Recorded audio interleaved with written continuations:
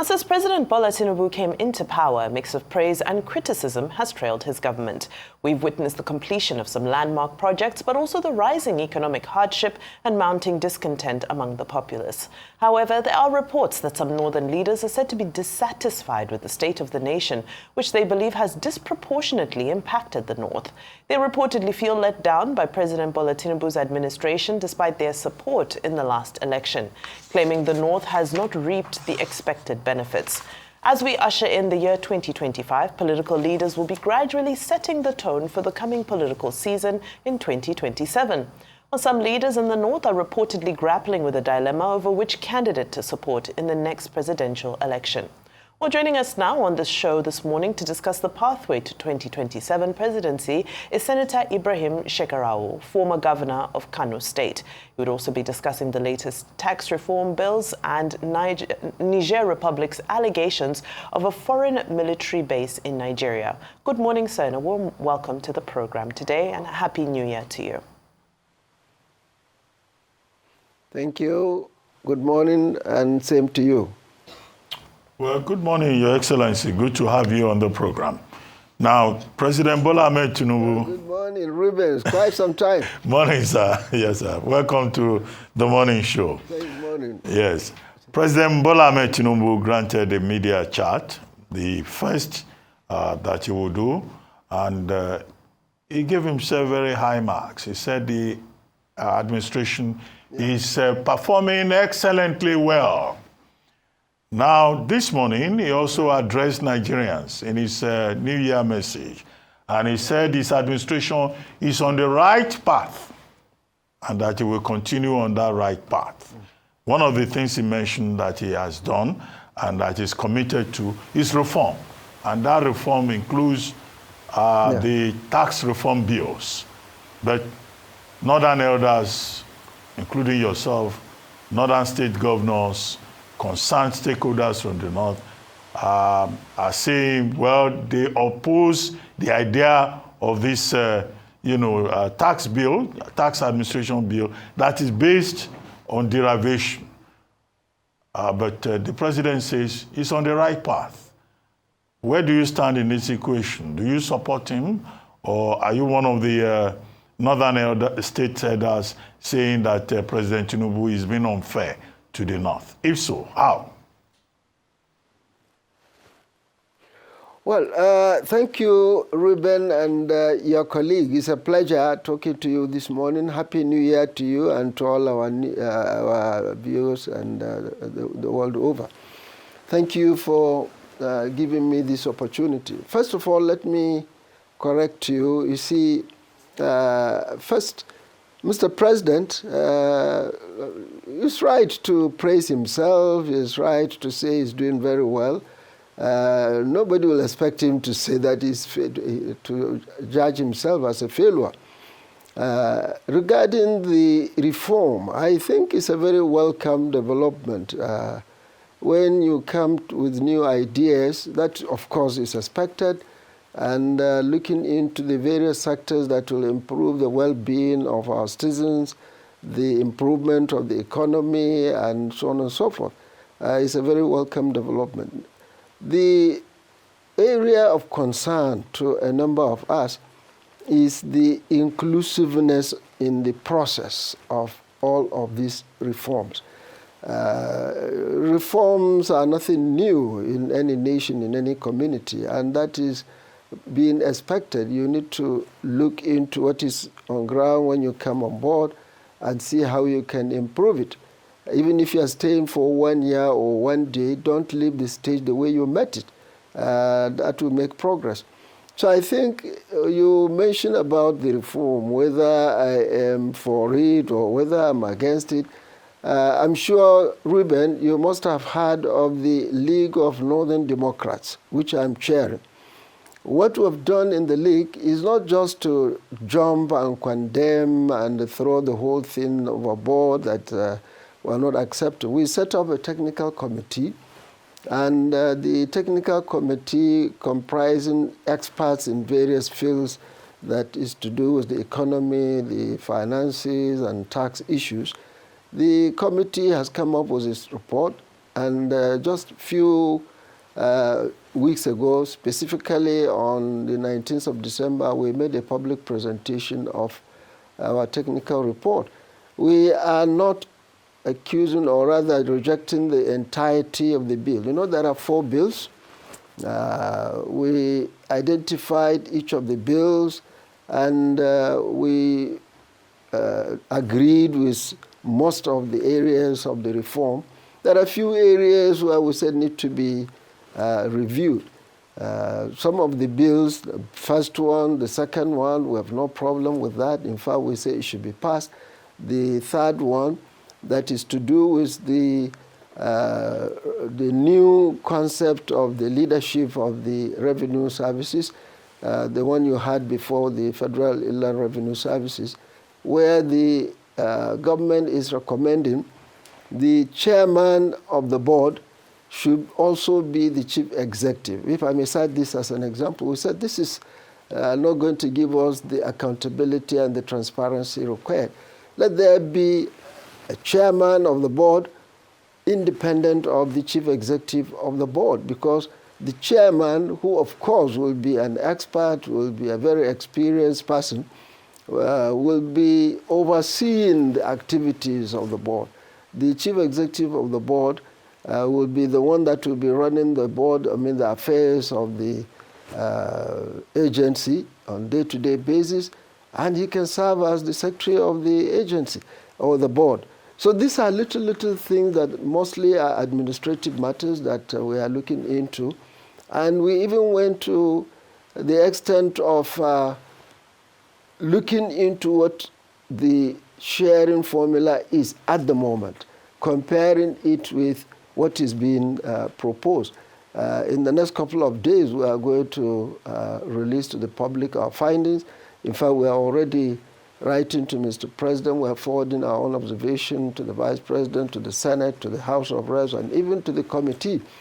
When we were doing our presentation, we had cause to even invite the chairman of the Tax Reform Committee, our brother Tayo Oyedele, and he came and shared all of this with us, and we are moving forward. So, Ruben, we are not saying entirely we are throwing away the entire reform brought by Mr. President, but we're looking into all of these segments. And one major thing we have identified is that the general public was not carried along.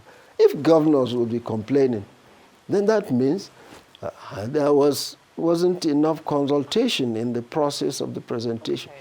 You see, Ruben, even if what you are saying is the truth, if the process of presenting the truth, if the timing of presenting the truth, if the audience is wrong, if the environment is wrong, nobody will look at your truth. So always saying is that let the president allow open discussion and wider consultations. And I'm sure the National Assembly is likely to do the same. All right. The members of the National Assembly, the Senate, the House of Reps, I understand they are going to consult widely in their constituents before they even call for the public hearing. All right, sir.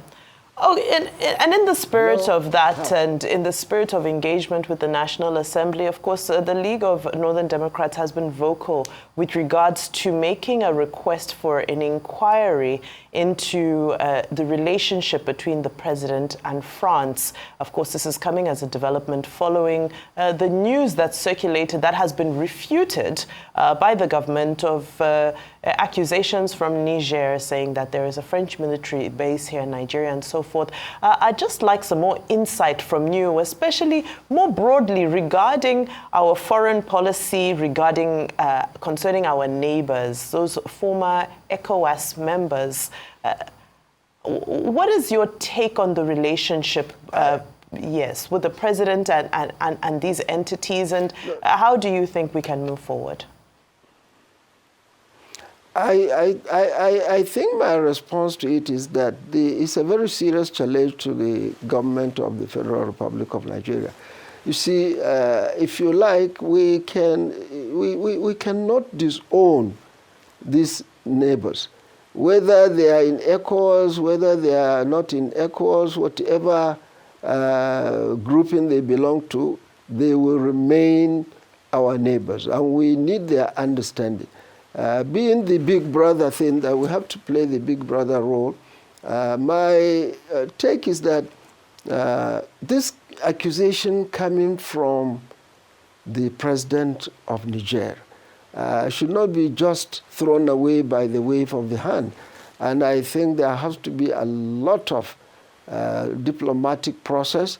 The approach, I think, is beyond just a mere press briefing by any minister, being either foreign minister or information minister. The government should quietly set up a very powerful contact team that will reach out to the leadership in Niger and have a closed-door discussion. Before we even come out, let's discuss what informed this. What details do you have? I think it's not right to just throw it away like that, that is not true, is not fair.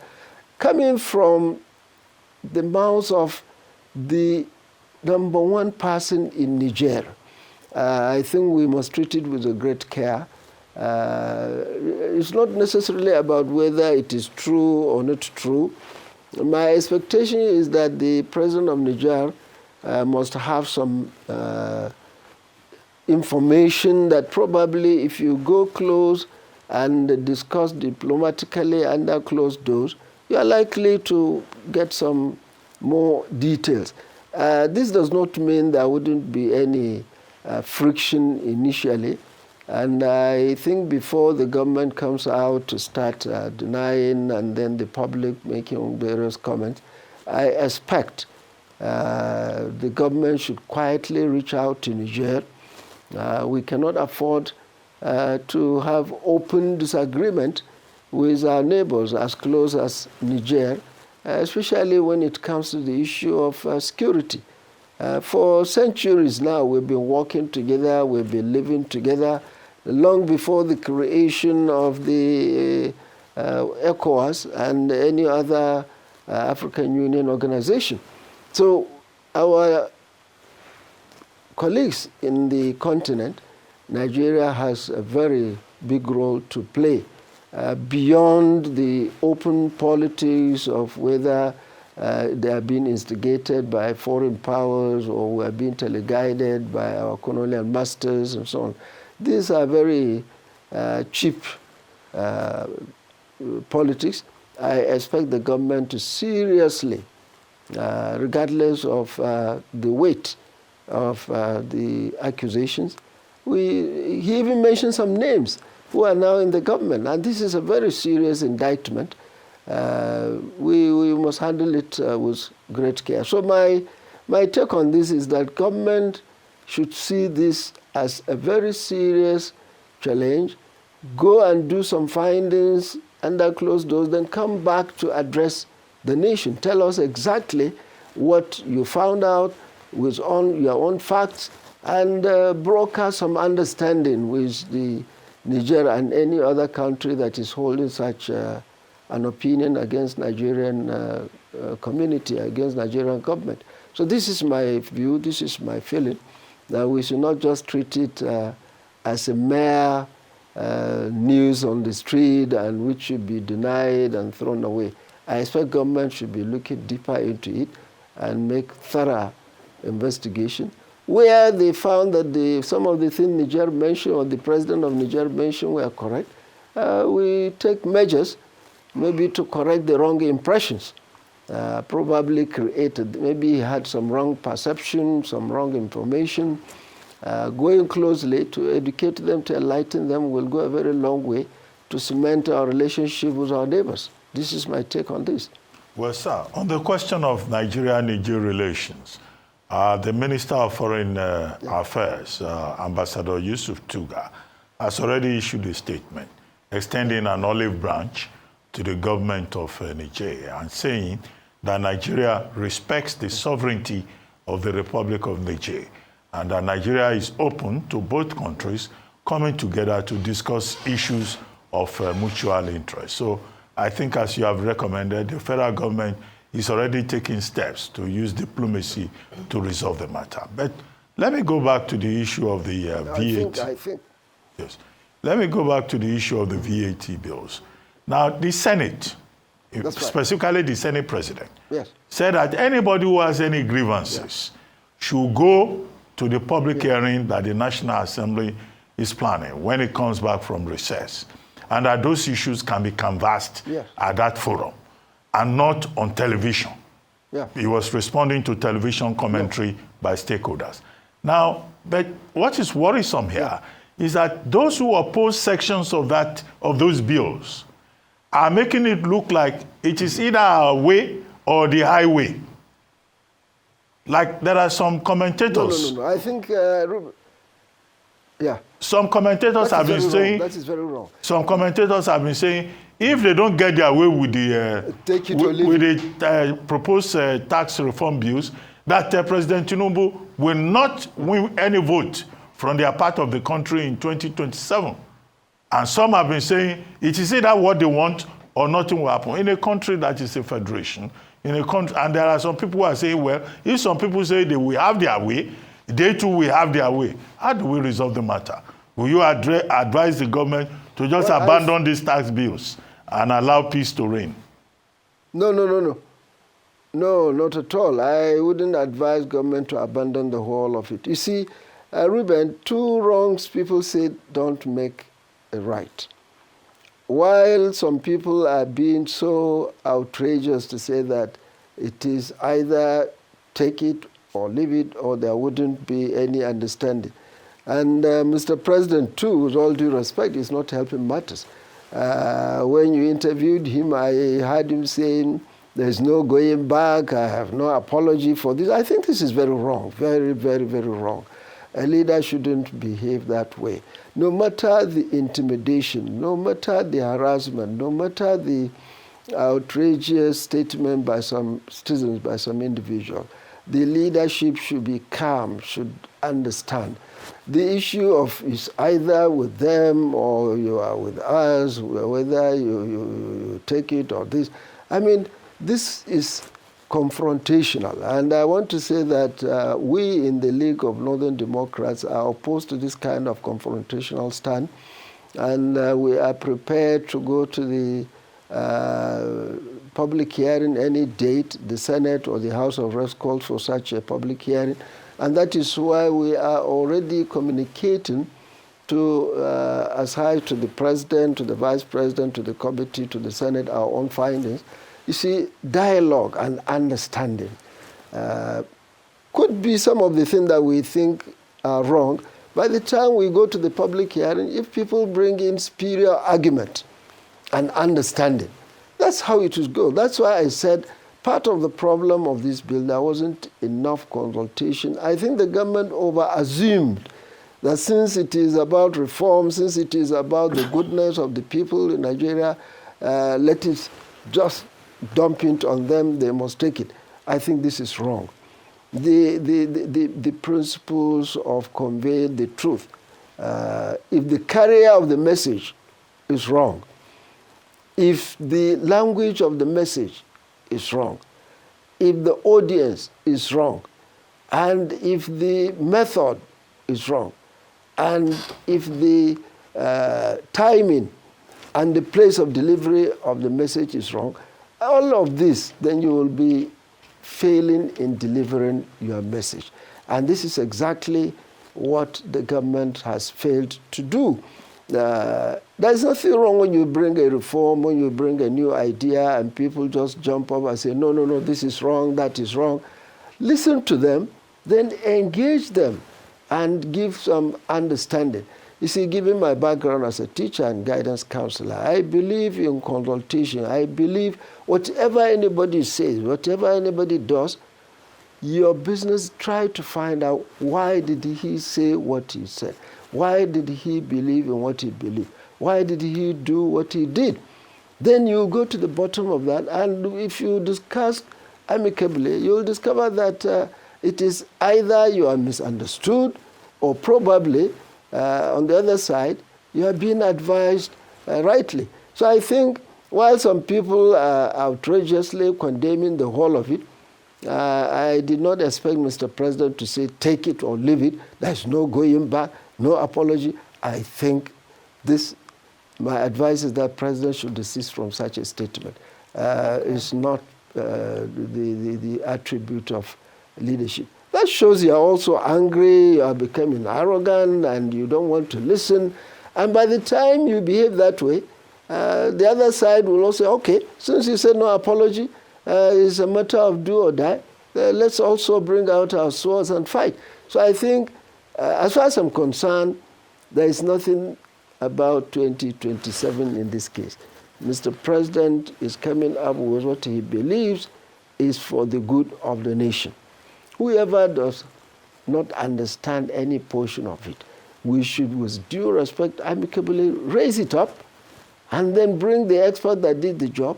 I had some robust discussion with the chairman of the committee, and we invited him to our public presentation, and we had a very good understanding. And he is now expecting our observations, and he assured us that they will accept our observations, study them.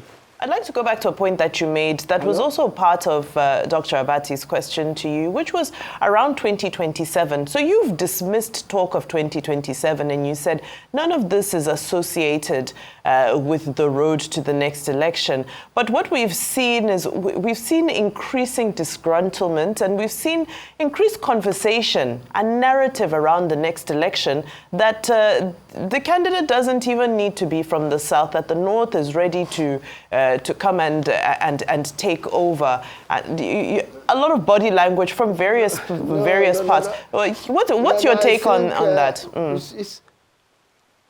It's not fair to do this over generalization.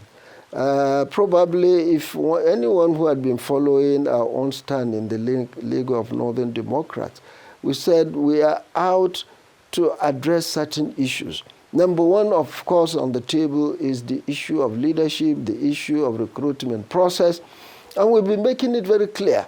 It's not about any particular party, it's not anything to do with any particular period. All we are saying, Nigerians deserve credible leadership, regardless of where he comes from, regardless of which party is in place. The League of Northern Democrats is a collection of like minds belonging to all different political parties. We say, okay, let's put our parties aside. Of course, we belong to our political parties, but let's focus on what do we need to do to promote the quality of leadership that we have. It's not just about the presidency, quality of leadership at all levels, right from the local government to the state, to the legislature, to the executive level, and so on. That's exactly what we're struggling for.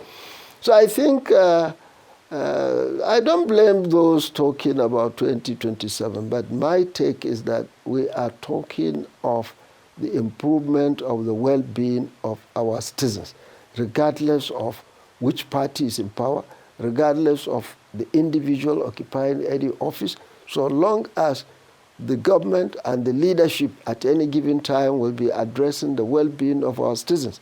Let it be from anywhere. Let it be from any part of the country. We've seen leaders from different parts of Nigeria, and assessments have been passed on them. So I think I don't want to associate, I'm not one of those that are associating this tax reform bill with anything to do with 2027. No. There are many other reforms that probably the government will be bringing out or has brought out earlier on. It's all a question of whoever is sitting there as president in the federal government.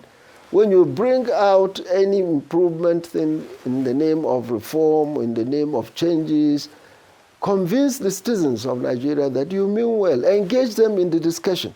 And this engagement is not about what region, what tribe, what religion. It's all about Nigerian citizens. So I think as far as we are concerned in the League of Northern Democrats, we are not reducing this argument of the bill to 2027, whether it is this, whether it is A, whether it is a northerner, whether it is a southerner. We have seen president from the north, we've seen president from the south. So it's not about insisting that it has to. You see, my vision is that we should outgrow this argument of where the president is coming from. My concern is who is it and what has he to offer. It's not a question of where you're coming from. Sir, I get you. And that is our stand in the League of Northern Democrats.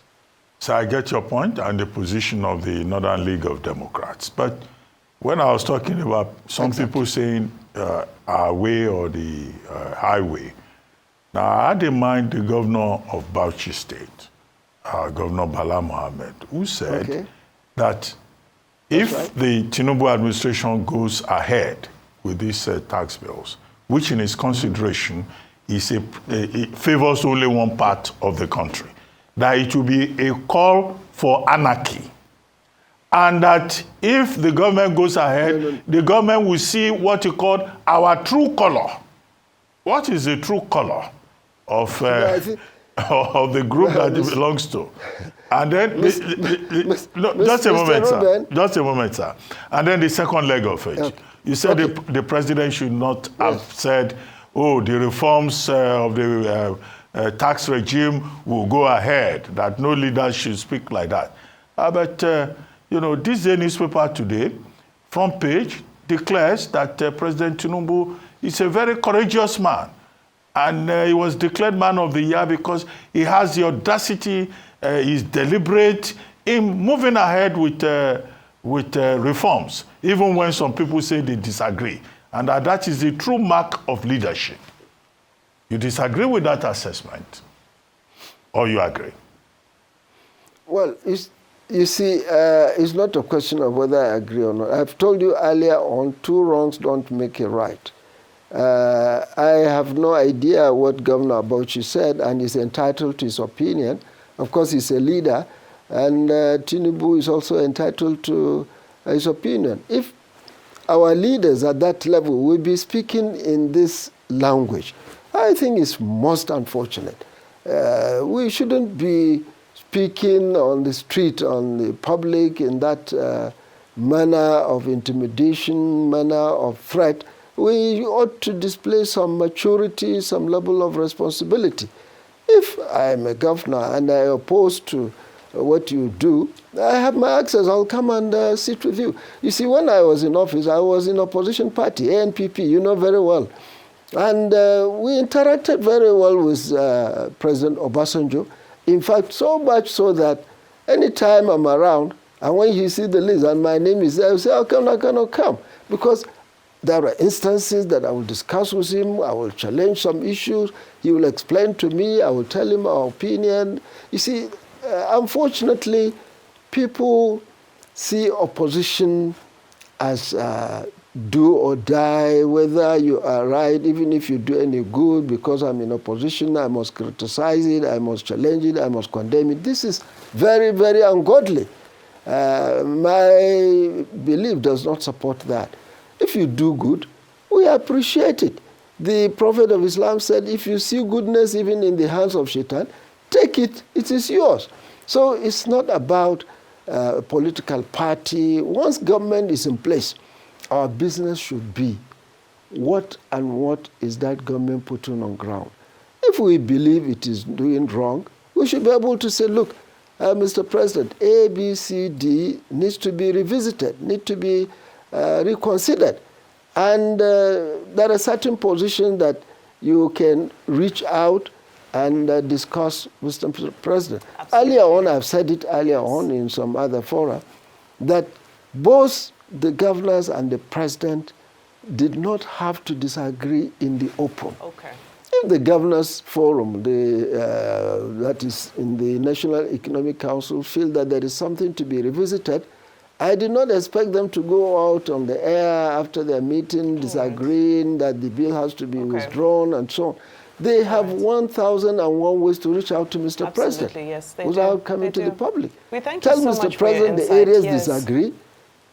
Yes. So I think what Governor Bala said and what the President said, I don't support the stand by the two of them. Thank you so much for that. Unfortunately, our time is fast spent, but we really do appreciate your insights and your input. Senator Ibrahim Shekarau, have a wonderful new year.